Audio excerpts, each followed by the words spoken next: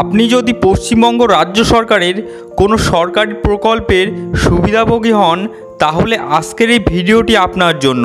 হ্যাঁ, আমরা আজ বলবো লক্ষ্মীর ভাণ্ডার থেকে শুরু করে বার্ধক্য ভাতা, কৃষক বন্ধু প্রকল্প এবং বিধবা ভাতা, এই সমস্ত প্রকল্পের টাকা কবে ব্যাংকের অ্যাকাউন্টে জমা পড়বে এবং আপনি কবে সেই টাকা হাতে পাবেন। বিভিন্ন সময় দেখা যায় সাধারণ মানুষের মধ্যে দুশ্চিন্তা থাকে যে কবে টাকা ঢুকবে, আদৌ টাকা ঢুকবে তো? এই সমস্ত প্রশ্নের উত্তর পেতে আজকের এই ভিডিওটির মাধ্যমে সমস্ত বিস্তারিত আলোচনা করব। তাই ভিডিওটি অত্যন্ত গুরুত্বপূর্ণ হতে চলেছে। ভিডিওটি সম্পূর্ণ স্কিপ না করে প্রথম থেকে শেষ পর্যন্ত দেখতে থাকুন এবং চ্যানেলে নতুন হতে থাকলে চ্যানেলকে সাবস্ক্রাইব করতে ভুলবেন না।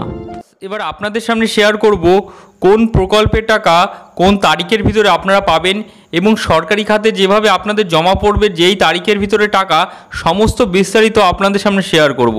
প্রথমেই দেখুন এখানে বলা আছে কোন কোন প্রকল্পের টাকা কবে জমা পড়বে অ্যাকাউন্টে। প্রথমেই সেই প্রকল্পের ভিতরে আমাদের যে গুরুত্বপূর্ণ একটি প্রকল্প আছে সরকারের, সেই গুরুত্বপূর্ণ একটি প্রকল্প হচ্ছে কৃষক বন্ধু প্রকল্প।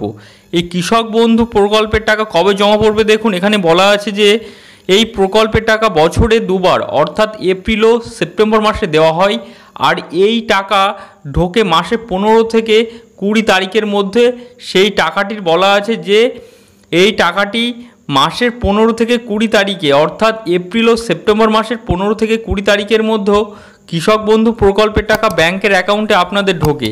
এবং তার পরবর্তী যে প্রকল্প, সবচেয়ে জনপ্রিয় একটি প্রকল্প সরকারের, সেই প্রকল্পের কথা বলবো এবার কবে টাকা ঢোকে, অর্থাৎ লক্ষ্মীর ভাণ্ডার প্রকল্প। অর্থাৎ লক্ষ্মীর ভাণ্ডার প্রকল্প মূলত 25 থেকে 60 বছর বয়সী মহিলাদের জন্য একটি জনপ্রিয় একটি প্রকল্প।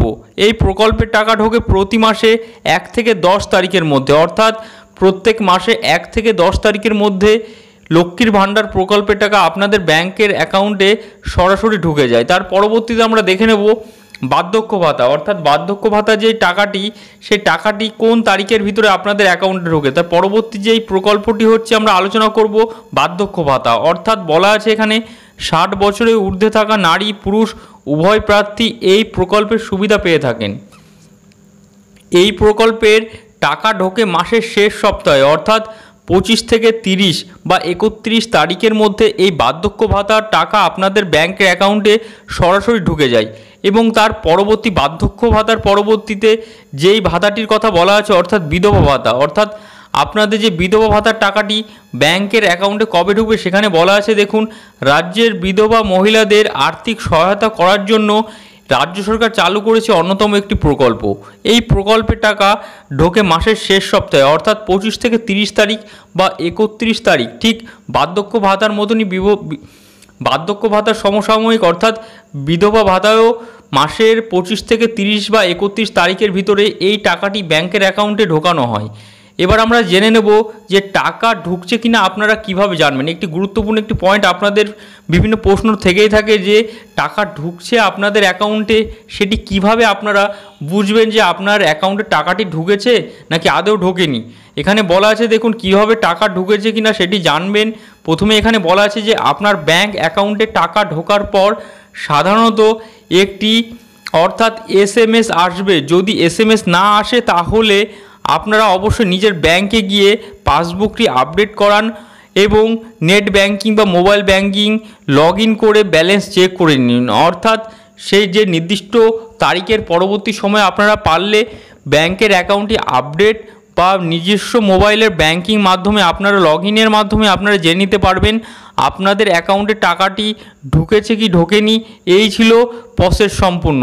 এভাবে আপনারা জেনে নিতে পারবেন আপনাদের যে নিজস্ব প্রকল্পের ভাতা আপনারা পেয়ে থাকেন সেই ভাতাটি কোন তারিখে আপনাদের জানিয়ে দেওয়া হলো, সেই তারিখের ভিতরে আপনারা নিজস্ব প্রকল্পের ভাতার যে টাকাটি আপনারা অ্যাকাউন্টে ঢুকে যাবে। এই ছিল আমাদের সম্পূর্ণ ভিডিও। বন্ধুরা, ভিডিওটি যদি ভালো লেগে থাকে ভিডিওকে লাইক শেয়ার সাবস্ক্রাইব করুন এবং আপনাদের প্রকল্প রিলেটেড কোনো প্রশ্ন থাকলে আমাদের কমেন্ট বক্সে অবশ্যই কমেন্টের মাধ্যমে জানান।